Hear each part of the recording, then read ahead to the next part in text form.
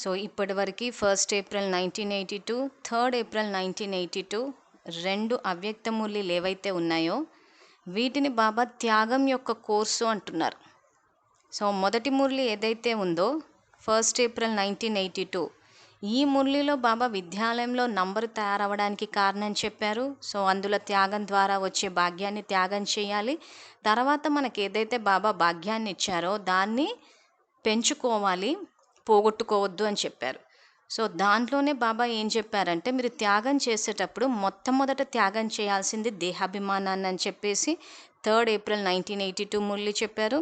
ఆ తర్వాత మళ్ళీ బాబా నెక్స్ట్ మురళిలో అంటే ఈ త్యాగం యొక్క కోర్సులో 1982 ఏప్రిల్ నెల 6వ తారీఖు ఈ మురళిలో బాబా ఏం చెప్తున్నారంటే మొదట మీరు దేహాభిమానాన్ని, ఆ తర్వాత దేహ సర్వ సంబంధాలను త్యాగం చేశాము అంటున్నారు. చేసిన తర్వాత ఏదైతే భాగ్యం వచ్చిందో దాన్ని త్యాగం చేయకుండా మనము ఏ రకంగా అయితే ఇప్పుడు ప్రవర్తిస్తున్నామో ఆ రకంగా గనక ఉంటే దాసీ ఆత్మలు అవుతారు అంటున్నారు. సో ఇక్కడ దాసీ ఆత్మల వల్ల అధికారి ఆత్మల అన్న విషయంలో బాబా అధికారి ఆత్మల లక్షణాలు చెప్తూ ఈ మురళి అంతా దాసీ ఆత్మల యొక్క లక్షణాలు చెప్పారు. సో విద్యార్థులు ఎవరికి వాళ్ళు బాబా తమకే చెప్తున్నారన్న భావనతోటి విని మనము సేవలు చేస్తున్నాం, కానీ ఇంతకు ఆ సేవ ద్వారా వచ్చిన భాగ్యాన్ని మనము త్యాగం చేస్తున్నామా లేదా చెక్ చేసుకోవాలి. అంటే ఇక్కడ సేవ చేయడం వల్ల పుణ్యం వచ్చింది, ఆ పుణ్యాన్ని ఇక్కడే గనక ఖర్చు చేసేస్తే పుణ్యం ఖాతా లేనప్పుడు సత్యోగంలో దాసదాసీలు అవుతారంటాడు. సో పుణ్యం ఉన్నవాళ్ళు ముందు, పుణ్యం లేని వాళ్ళు వెనక. సో ఇప్పుడు విద్యాలయంలో మనం సేవలు చేశాము, త్యాగం చేశాము, ఎన్నో చేశాము అనుకుంటున్నాం, కానీ మరి ఫలితం ఏంటి అన్నది చెక్ చేసుకోవడమే బాబా ఈ త్యాగం యొక్క కోర్సు అని చెప్తున్నారు. సో ఇది 1982 ఏప్రిల్ నెల 6వ తారీఖు. సో మురళి వినేటప్పుడు ఆత్మాన్న స్థితిలో ఉండి వినాలి. దానికి మనం చేయవలసిన సంకల్పము, నేను ఆత్మని, పవిత్ర స్వరూపాన్ని, శివ పరమాత్మ నా తండ్రి. బాబాతోటి టీచర్ అన్న సంబంధాన్ని కూడా జోడించాలి. దానికి మనం చేయవలసిన సంకల్పము, నేను ఈశ్వరీయ విద్యార్థిని, బాబా నాకు టీచరు. బాబాతోటి సద్గురువు అన్న సంబంధాన్ని కూడా జోడించాలి. దానికి మనం చేయవలసిన సంకల్పము, బాబా నాకు సద్గురువు, నేను మాస్టర్ సద్గురువును. బాబాతోటి జీవిత భాగస్వామి అన్న సంబంధాన్ని కూడా జోడించాలి. దానికి మనం చేయవలసిన సంకల్పము, బాబా నాకు జీవిత భాగస్వామి, నేను బాబాకి జీవిత భాగస్వామిని. సో ఈ మురళిలో బాబా ఏం చెప్తున్నారంటే బాబ్ దాదా రాజ ఋషుల సభను చూస్తున్నారు. రాజు అంటే అధికారి మరియు ఋషి అంటే సర్వస్వ త్యాగి, త్యాగి మరియు తపస్వి. బ్రాహ్మణ పిల్లలు అందరూ ఎంతవరకు అధికారి ఆత్మగా అయ్యారు, వెనువెంట మహాత్యాగి ఆత్మగా అయ్యారు. రెండింటినీ జీవితంలో ప్రత్యక్షంలోకి ఎంతవరకు తీసుకువచ్చారు అని బాబ్దాదా చూస్తున్నారు. అధికారం మరియు త్యాగం రెండింటి సమానత ఉంచుకోండి. అధికారం కూడా పూర్తిగా ఉండాలి మరియు త్యాగిగా కూడా పూర్తిగా ఉండాలి. రెండూ కలిసి ఉండగలవా? వీటిని కేవలం తెలుసుకున్నారా లేక అనుభవిగా కూడా అయ్యారా? త్యాగం లేకుండా రాజ్యాన్ని పొందగలరా? మరియు స్వ అధికారాన్ని అంటే స్వరాజ్యాన్ని పొందగలరా?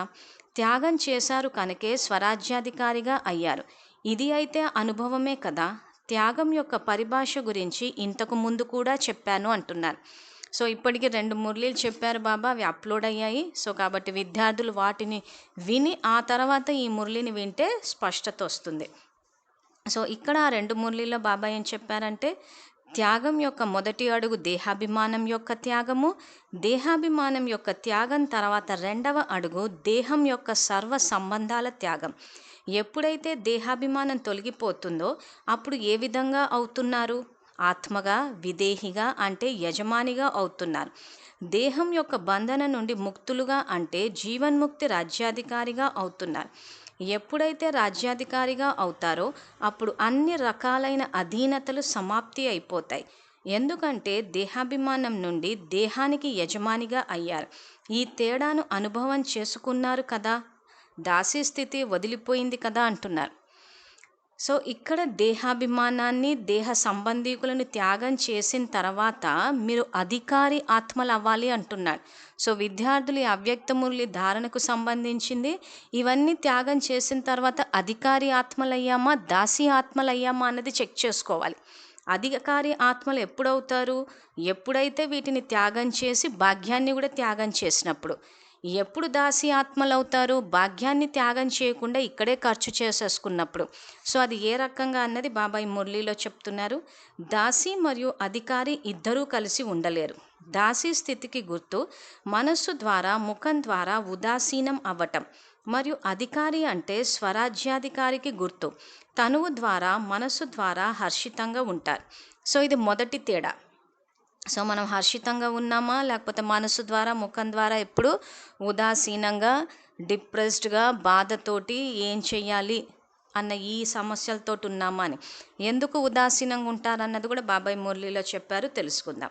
సో ఉదాసీనంగా ఉంటే దాసి ఆత్మలు, హర్షిత ముఖంగా ఉంటే అధికారి ఆత్మలు అంటున్నారు.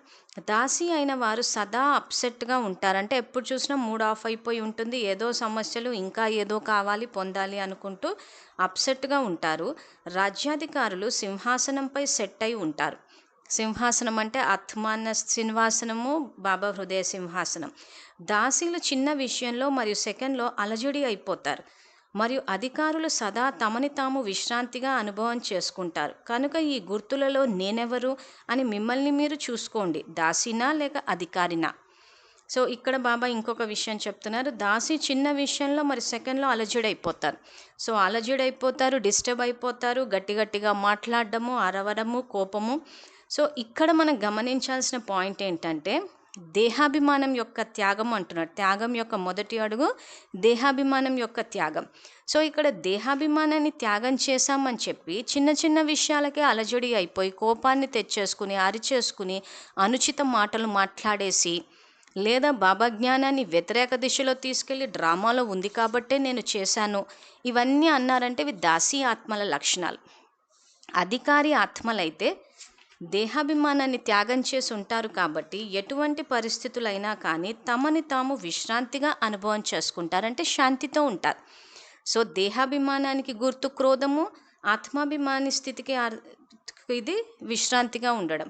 సో అందుకే బాబా దాసీ ఆత్మలు. సో వీళ్ళు ఎందుకు దాసీలు అవుతున్నారు అని అంటే త్యాగం చేశారు దేహాభిమానాన్ని, కానీ మళ్ళీ వెనక్కి తీసుకున్నారు. మీరు రెండవ మురళి కనుక వింటే 3 ఏప్రిల్ 1982 తనువుని బాబాకి ఇచ్చేసామంటున్నారు కానీ వెనక్కి తీసేసుకున్నా అంటే దేహాభిమానాన్ని త్యాగం చేశామనుకుని ప్రతిజ్ఞను ఉల్లంఘన చేశారు. సో ఈరోజు దేహాభిమానంలో ఉంటే క్రోధం వస్తుందంటే దాన్ని ఇచ్చేసి మళ్ళీ తీసుకోవడమే ఇక్కడ బాబా పెద్ద నేరం అంటున్నాడు.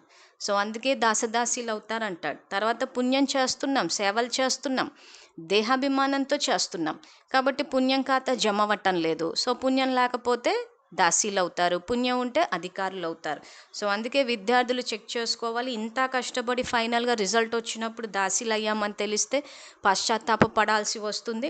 సో సేవలు ఎలాగో చేస్తున్నాం కాబట్టి దాని ద్వారా వచ్చిన ఏదైతే ఆ భాగ్యము, ఆ మర్యాదలు, ఆ గౌరవాలు లేదా పొగడ్తలు ఇవన్నిటిని కనుక త్యాగం చేస్తే అధికారులు, చేయకపోతే ఇక్కడ బాబా చెప్పినట్టు దాసీలు చిన్న చిన్న అలజడులు. అంటే సేవకు వెళ్తాము, మనల్ని ఎవరూ మెచ్చుకోలేదు, గౌరవం ఇవ్వలేదు, మళ్ళీ డిస్టర్బెన్స్, ఇంత జ్ఞానం చెప్పినా ఎవరు ఏమీ అనలేదు, మళ్ళీ మీద నుంచి విమర్శలు, మళ్ళీ అలజడైపోయాం. సో ఇవన్నీ ఏంటంటే దాసీ ఆత్మల లక్షణాలు. సో మనం చెప్పే జ్ఞానం చెప్తాము, అవతల వాళ్ళకి అర్థం కావడానికి కొంత సమయం పట్టొచ్చు. అందులో ముఖ్యంగా విద్యాలయంలో ఎక్కువ సాకార మురళీలకు ప్రాధాన్యత ఇచ్చేశారు. ఈ రివైజ్డ్ కోర్సు ఇప్పుడు ఉదాహరణకి త్యాగం అన్నదే ఇప్పుడు ఈ మురళీలు కనుక తీసుకుంటే బాబా త్యాగం యొక్క కోర్సు అంటున్నారు. ఈ త్యాగం యొక్క కోర్సు అవ్యక్త మురళీలో ఉంది, సాకార మురళీలో లేదు. అంటే కంటిన్యూటీ పెట్టి చెప్పారు బాబా. సో దేహాభిమానం అన్న పదాన్ని వాడారు, దాని యొక్క గుహ్యతలోకి ఇక్కడ ఇందాక ఈ 3 ఏప్రిల్ 1982లో ఉంది. ఇప్పుడు ఈ 6 ఏప్రిల్ 1982 విషయానికి వచ్చేసరికి ఒక్కసారి చెక్ చేసుకోండి, అధికారులు అయ్యారా, దాసీలు అయ్యారా అని. సో ఇక్కడ సేవ చేసేసుకుని మేమే అధికారులం అయిపోయాం అంటున్నారు కానీ మురళిని పెట్టి చూస్తే మాత్రము యాక్చువల్గా దాసీ ఆత్మల లక్షణాలు కనిపిస్తాయి. సో అందుకే బాబా చిన్న చిన్న విషయాల కలజడైపోవడం, మేము సేవ చేసాము, మాకు అక్కడ ప్రాముఖ్యత ఇవ్వలేదు, సో మాకు కిరీటాలు పెట్టలేదు, గౌరవం ఇవ్వలేదు, కనీసం ఒక మాట అనలేదు, స్టేజ్ మీదకి పిలవలేదు. సో చిన్న చిన్న విషయాలకు అలజడి, అలిగిపోవడము ఇవన్నీ జరుగుతున్నాయి అంటే అక్కడ పుణ్యం ఖర్చు అవుతుంది కాబట్టి దాసీలు అవుతున్నారు. సో దీని గురించే బాబా వివరంగా చెప్పారు. సో ఇంకేం చెప్తున్నారంటే కాబట్టి మిమ్మల్ని మీరు పరిశీలించుకోండి, దాసీనా లేక అధికారినా. పరిస్థితి అయినా, వ్యక్తి అయినా, వైభవం అయినా, వాయుమండలం అయినా గౌరవం నుండి క్రిందకి అంటే సింహాసనం నుండి క్రిందకి దించేసి దాసిగా చేయటం లేదు కదా, అంటే అలజడి చేయటం లేదు కదా అంటున్నాడు. సో ఎప్పుడు చూసినా స్వరాజ్యాధికారులుగా సింహాసనంపై కూర్చుని ఉండాలి. అలా సింహాసనంపై కూర్చొని ఉండకుండా నాకు అది కావాలి, గౌరవము, పరిస్థితి, వ్యక్తి, వైభవము వీటన్నిటికీ ఆకర్షితులైపోయి, అంటే సేవ చేసేటప్పుడు నిస్వార్థంగా సేవ చేయాల్సిన చోట పరిస్థితికి, వ్యక్తికి, వైభవానికి లోనైపోయి వీళ్ళకైతే ఒక రకం సేవ, అది లేని వాళ్ళకి ఇంకో రకం సేవ, అంటే అక్కడ వ్యక్తుల్ని, పరిస్థితుల్ని, వైభవాలను చూసి ఆకర్షితులమయ్యాం. ఆత్మిక సోదరులన్న భావంతో చెయ్యాలి. సో అందుకే అలా ఆలోచించి కిందకి దిగిపోయి దాసిగా చేయటం లేదు కదా అంటున్నారు. సో దాసి ఆత్మలైతే ఏం చేస్తారు? వ్యక్తులు, వైభవాలు చూసి సేవలు చేస్తారు. అధికారి ఆత్మలైతే ఏం చేస్తారు? బాబా సమానంగా, బాబా పిల్లల్ని ఏ రకంగా అయితే సమానంగా చూస్తున్నారో అలా విశ్వంలోని ఆత్మలందరూ నా ఆత్మిక సోదరులన్న భావనతో చేస్తారు. సో ఇవన్నీ మనకి చెకింగ్ పాయింట్స్, అధికారిగా అవుతున్నామా, దాసిగా అవుతున్నామా అని. అందుకే సింహాసనం క్రిందికి దించేసి దాసిగా చేయటం లేదు కదా అంటే అలజడి చేయటం లేదు కదా. దాసి అంటే అలజడి అయ్యేవారు, మరియు అధికారి అంటే సదా మాస్టర్, సర్వశక్తివాన్, విఘ్న వినాశక స్థితి యొక్క గౌరవంలో ఉండేవారు. పరిస్థితి, వ్యక్తి, వైభవాలను గౌరవంలో ఉంటూ మజాగా చూస్తూ ఉంటారు. దాసి ఆత్మ సదా పరీక్షల సాగరంలో తనని తాను అలజడిగా అనుభవం చేసుకుంటుంది. అధికారి ఆత్మ మజాతో పరీక్షల యొక్క అలలను ఆడుతూ ఆడుతూ దాటేస్తుంది. అసలు విద్యాలయంలో చాలామందికి అసలు పరీక్షలు వస్తున్నాయన్న విషయం కూడా తెలియదు. సో ఎవరైనా మన పైన కోపాన్ని తెచ్చుకుంటే, అధికారి ఆత్మలైతే స్వరాజ్యాధికారం అన్న సింహాసనం మీద ఉన్నవాళ్ళు శాంతితోటే వ్యవహరిస్తారు. వాళ్ళకి శాంతి అన్న శక్తిని ఇస్తారు, అధికారి ఆత్మలు కాబట్టి. తర్వాత మాస్టర్ సద్గురులై వరదానాలు కూడా ఇస్తారు. ఇవి అధికారి లక్షణాలు.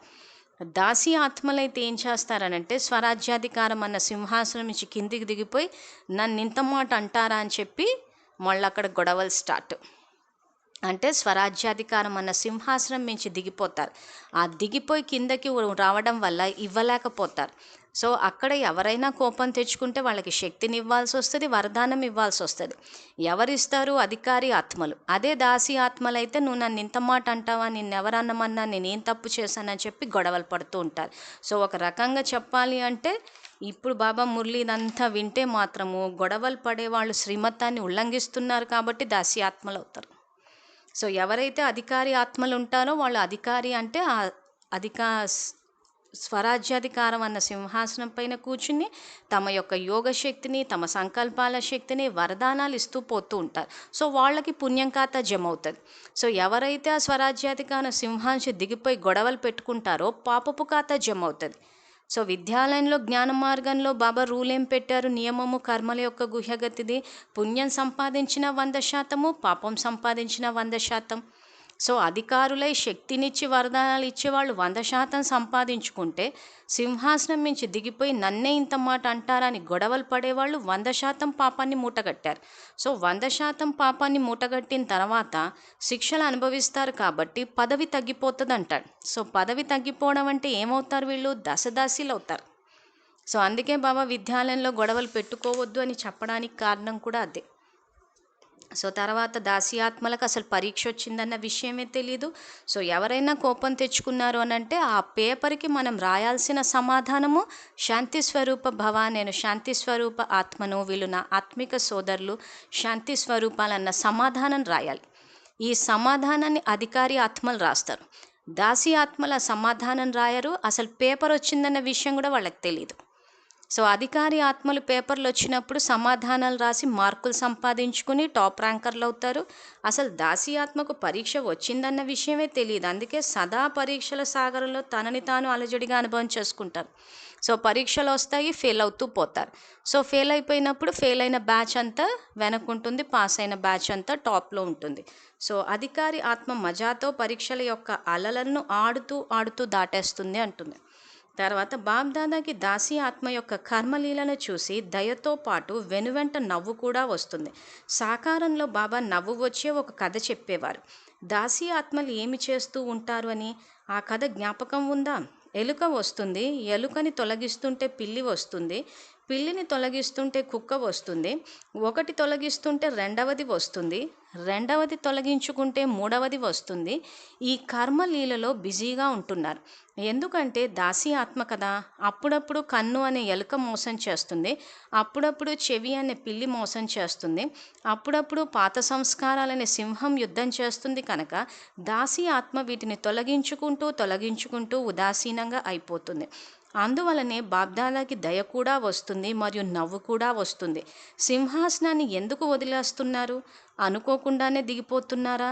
స్మృతి అనే అయస్కాంతంలో మిమ్మల్ని మీరు సెట్ చేసుకోండి, అప్పుడు ఇక దిగలేరు అంటున్నాడు. సో ఇక్కడ బాబా దాస్యాత్మ నుంచి వివరిస్తూ ఈ ఎలుక, పిల్లి, కుక్క, సింహం ఏవైతే చెప్పారో ఇవి కర్మేంద్రియాలు. అంటే ఈ దాసీ ఆత్మలకు కర్మేంద్రియాలపైన రాజ్యం చేయరు, సింహాసనం మీద ఉండరు. కాబట్టి ఈ కర్మేంద్రియాలు అలజడి చేస్తాయి అని చెప్పడం కోసము బాబా ఎలుక, పిల్లి, కుక్క, సింహం అన్న ఉదాహరణ ఇచ్చారు.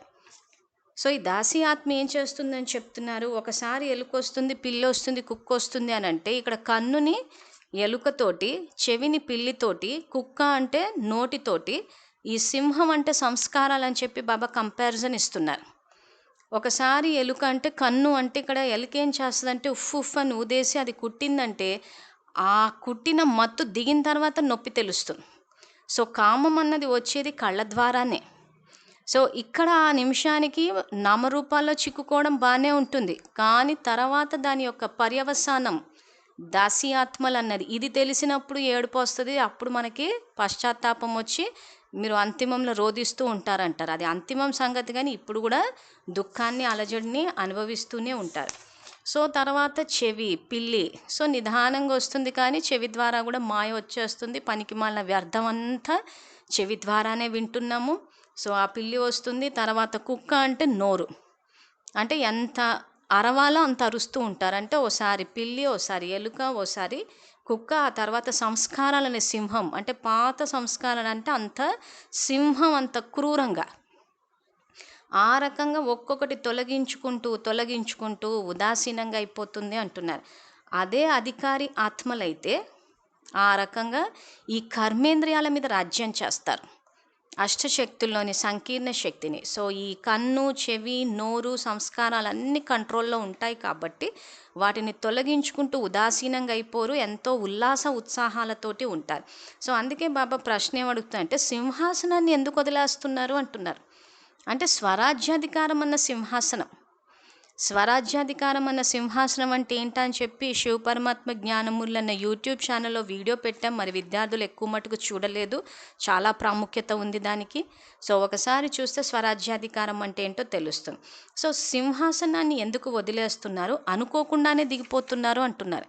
సో సందర్భం వచ్చిందంటే మన ఆధిపత్యాన్ని నిలబెట్టాలి కాబట్టి సింహాసనం నుంచి దిగిపోయి మరీ కర్మక్షేత్రంలో సమస్యలు సృష్టించుకుంటున్నాం. సో సింహాసనం నుంచి దిగకుండా ఉండాలంటే ఏం చేయాలి అంటే స్మృతి అనే అయస్కాంతంలో మిమ్మల్ని మీరు సెట్ చేసుకోండి. సో ఇక్కడ బాబా మ్యాగ్నెట్ ఏదైతే అంటుకుని ఉంటుందో ఆ రకంగా బాబాతోటి స్మృతి ద్వారా బాబాకి అంటుకుని ఉంటే అప్పుడు సింహాసనం దిగరు మీరు అంటున్నారు. బాబాని మర్చిపోతున్నారు కాబట్టి ఈ గొడవలు, ఈ సమస్యలు, ఈ బాబా చెప్పే ఈ కర్మేంద్రియాల యొక్క అలజడి ఇవన్నిటికీ వస్తున్నాం. అదే బాబా సాంగత్యంలో ఉంటే మాత్రము ఎప్పటికప్పుడు బుద్ధి, ముఖ్యంగా మనన చింతన బాబా ఏదైతే చెప్తారో దానికి కారణం కూడా అదే. మనన చింతన చేస్తూ ఉంటే కూడా ఏమవుతుందంటే ఈ పిల్లి, కుక్క, ఎలుక, సింహం ఏమవుతుంటే ఇవి దగ్గర రాకుండా ఉంటాయి. అంటే కర్మేంద్రియాలు అలజడి చెందవు. సో విద్యార్థులు ఆ మనన శక్తికి సంబంధించినవి కూడా చూడండి, అవి చేసినా కానీ ఈ త్యాగం అన్న కోర్సు కూడా మనకి స్పష్టంగా అర్థమవుతుంది. సో అందుకే స్మృతి అన్న అయస్కాంతంలో మిమ్మల్ని మీరు సెట్ చేసుకోండి, అప్పుడు ఇక దిగలేరు అంటున్నారు. తిరిగి ఏం చేస్తున్నారు? బాబ్దాదా ముందు అనేక రకాల కోరికల ఫైల్ పెడుతున్నారు. కొంతమంది అంటున్నారు 1 నెల నుండి అలజడిగా ఉన్నాము, కొంతమంది మేము 3 నెలల నుండి అలజడిగా ఉన్నాము, కొంతమంది మేము 6 నెలల నుండి ఆలోచిస్తున్నాం కానీ ఇలాగే అవుతుంది. ఇలా వీటి యొక్క ఫైల్ తయారు చేస్తున్నారు. కానీ ఎంత పెద్ద ఫైల్ తయారు చేస్తారో అంత ఫైన్ అపరాధ రుసుం కట్టవలసి ఉంటుంది అంటున్నాడు. సో ఇక్కడ ఏం చేస్తున్నాం? అలజడి అని చెప్పేసి అలజడి చెందే అలవాటు ఎవరికి ఉంది? దాసీ ఆత్మలకి. సో ఇలా నేను 1 నెల, 3 నెలలు, 6 నెలలు అని చెప్పి అలజడి చెందుతున్నారు అని చెప్పి మీరు గనక ఫైల్ తయారు చేస్తే ఫైన్ కట్టవలసి ఉంటుంది, అపరాధ రుసుము అంటున్నాడు. ఫైన్ కట్టడం అంటే ఏమవుతుంది, ఇక్కడ పదవులు తగ్గిపోవడం. సో కల్పమంతా దాసి పాత్ర అంటే ఇంకెలా ఉంటుందో ఊహించుకోండి. అందువలన కోరికలను సమాప్తి చేసుకునే సాధనం సదా బాబా యొక్క కోరికను అనుసరించి నడవండి. నాకు ఇది ఇష్టం అంటే మనస్సుకి ఇష్టమైన కోరికల యొక్క ఫైలు తయారైపోతుంది. బాబాకి ఏది ఇష్టమో అదే నాకు ఇష్టం అనే విధంగా ఉండాలి. సో మనకి ఇది ఇష్టం అది ఇష్టము అంటే పెద్ద ఫైల్ తయారైపోతుంది. సో దానివల్ల ఫైన్ కట్టాల్సి వస్తుంది. కాబట్టి బాబాకి ఏది ఇష్టమో అది నాకు ఇష్టం అనుకోవాలి అంటున్నారు. బాబాకి ఇష్టమైనది ఏమిటి? ప్రతి ఒక్క ఆత్మ శుభచింతనతో ఉండాలి, సర్వుల పట్ల శుభచింతకులుగా ఉండాలి, స్వకల్యాణిగా విశ్వ కళ్యాణిగా ఉండాలి. ఇవి బాబాకి ఇష్టమైనవి కనుక వీటిని సదా స్మృతిలో ఉంచుకొని శ్రమ లేకుండా నడవండి అంటున్నాడు. సో ప్రతి నిమిషం మన ఆలోచన శుభచింతన అంటే ప్రతి ఆలోచన ఆశీర్వాదం అయిపోవాలి.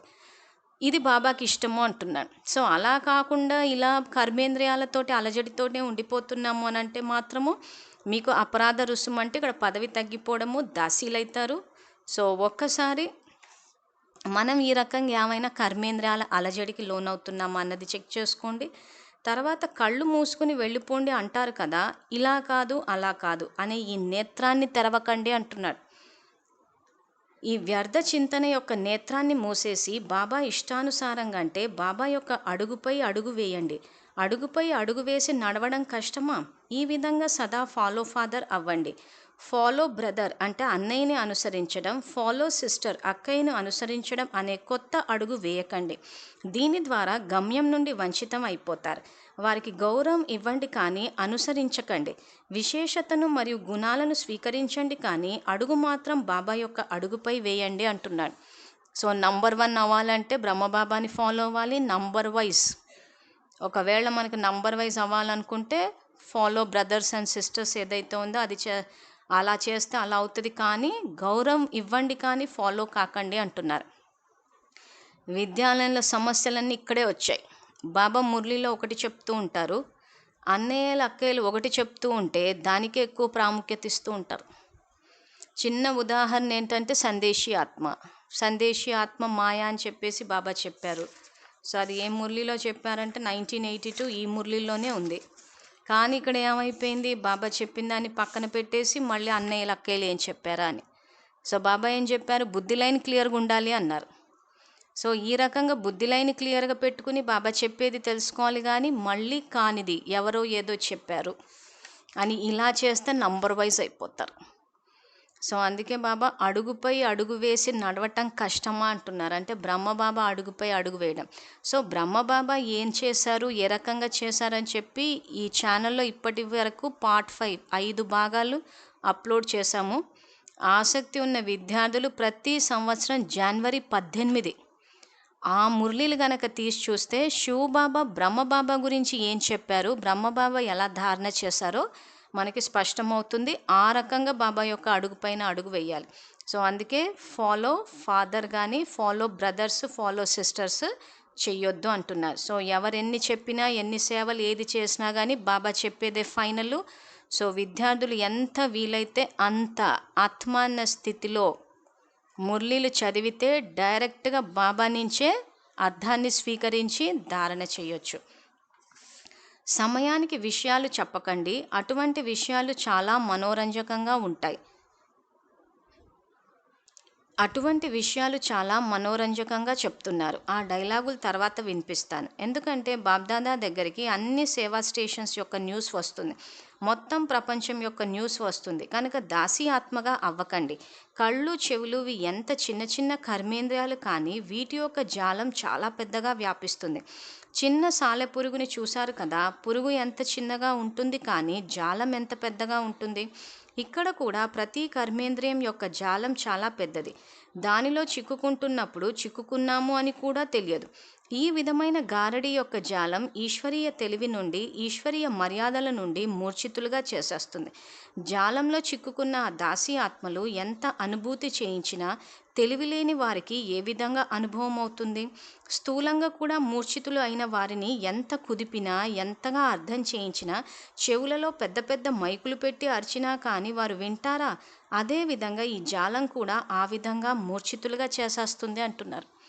సో త్యాగం యొక్క కోర్సు ఎంత లోతుగా ఉంది చూడండి. సో విద్యాలయంలో ఆహార నియమాలు పాటిస్తే పర్ఫెక్ట్ అయిపోయారు అనుకుంటున్నారు, కానీ ఇక్కడ బాబా చూస్తే దేహాభిమానము, దేహ సంబంధీకులు, మళ్ళీ ఉదాసీనంగా ఉండొద్దు, అధికారి లక్షణాలు, స్వరాజ్యాధికారం అని ఎన్ని విషయాలు చెప్తున్నారు. అసలు విద్యాలయంలో సబ్జెక్ట్ ఏంటంటే కర్మేంద్రియాలని ప్రకృతిని జయించామా అని. సో ఈ కర్మేంద్రియాలు ప్రకృతిని అన్న విషయాన్ని పక్కన పెట్టి సబ్జెక్ట్ డైవర్ట్ అయిపోయి ఎక్కువ మటుకు ఆహారం విషయానికి వచ్చేసింది. కాబట్టి విద్యార్థులు ఈ త్యాగం అన్న కోర్సు గనక అర్థమైతే విద్యాలయంలో నంబర్ ఏ రకంగా తయారవుతుందో అర్థమవుతుంది. సో కొంచెం శ్రమ పడితే చక్కటి మంచి ర్యాంక్, అంటే బాబా చెప్పినట్టు శ్రేష్ఠ జన్మలు తీసుకుని సుఖపడవచ్చు. ఇంకా ఏమి మజా జరుగుతుంది, స్పృహ లేకపోయినా కానీ కొంతమంది మాట్లాడుతూ ఉంటారు, కానీ అవి అర్థం లేనివిగా ఉంటాయి. అదేవిధంగా ఆత్మికంగా మూర్ఛితులుగా అయిన వారు కూడా తమ యొక్క స్పష్టీకరణ చాలా చేస్తారు, కానీ అవి అర్థం లేకుండా ఉంటాయి. 2 నెలల యొక్క విషయం, 6 నెలల యొక్క పాత విషయాలు, అక్కడి ఇక్కడి విషయాలు మాట్లాడుతూ ఉంటారు. ఇదే ఆత్మికంగా మూర్ఛపోవటం. కన్ను అన్నది చిన్నదే కానీ జాలం చాలా పెద్దగా ఉంటుంది. దీని నుండి తొలగించుకోవడానికి చాలా సమయం పడుతుంది, ఎందుకంటే జాలం యొక్క ఒక్కొక్క తాడుని త్రెంచడానికి ప్రయత్నం చేస్తారు. జాలం అంటే వల, ఎప్పుడైనా చూసారా? మీ ప్రదర్శనలోని చిత్రంలో కూడా ఉంది కదా. జాలాన్ని సమాప్తి చేసుకునే సాధనం, మొత్తం జాలాన్ని మీరే తినేయండి, అంటే దానిని సమాప్తి చేయండి. సాలెపురుగు కూడా తన జాలాన్ని తనే తినేస్తుంది. ఈ విధంగా విస్తారంలోకి వెళ్లకుండా విస్తారానికి బిందువు పెట్టి బిందువులో నింపండి. బిందువుగా అయిపోండి, బిందువు పెట్టేయండి, బిందువులో ఇమిడిపోండి. అప్పుడు సమయం పొదుపు అవుతుంది, శ్రమ నుండి విడిపించబడతారు. సో ఇది దాసి ఆత్మలుగా అవ్వకుండా ఉండడానికి మనం ఏదైతే జాలాన్ని వేసుకున్నామో అది మనమే సమాప్తి చేయాలి అంటున్నారు. సో విద్యార్థులకు మళ్ళీ చెప్తున్నాము, బాబా చూసుకుంటారు అని కాకుండా ధారణ చేయాల్సింది మనమే. మనలో ఉన్న దేహాభిమానాన్ని సమాప్తం చేయాల్సింది మనమే. బాబా మనకి జ్ఞానాన్ని, శక్తిని ఇస్తారు. మీరు ఒక సంకల్పం చేస్తే సంయోగం ఇస్తా అంటున్నారు. తర్వాత బిందువుగా అయి బిందువులో లీనమైపోండి. జాలంలో చిక్కుకుని మూర్ఛితులుగా అయ్యే స్థితి మంచిదా, లేక బిందువుగా అయి బిందువులో బీజం అవ్వటం మంచిదా అనేది ఆలోచించుకోండి. బాబాకి ప్రియమైనది ఏది అయింది, లవలీనం అయిపోండి అంటున్నాను. సో బాబా మనల్ని ఆలోచించుకోమంటున్నాడు, మరి జాలంలో చిక్కుకుని మూర్ఛిలు అవుతారా లేకపోతే బిందువుగా అవుతారా అని. సో జాలంలో చిక్కుకుంటే దశదాసీలు అవుతారు. బిందువుగా అయి బిందువులో బీజం అవ్వటం అయితే అధికారి ఆత్మలు అవుతారు. సో రాజ్య పదవుల్లో కూడా వస్తారు. సో బాబాకి ప్రియమైనది ఏది అయింది, లవలీనం అయిపోవడం అంటే బాబాని ప్రేమించి ఆ ప్రేమని నిలుపుకుని బాబా చెప్పిన మురళిని ధారణా స్థాయిలోకి తీసుకురావడం. ఇప్పుడు వృక్షం కూడా పరివర్తన అవ్వవలసిందే. వృక్షం శిథిలం అయిపోతే చివరికి ఏమి ఉంటుంది?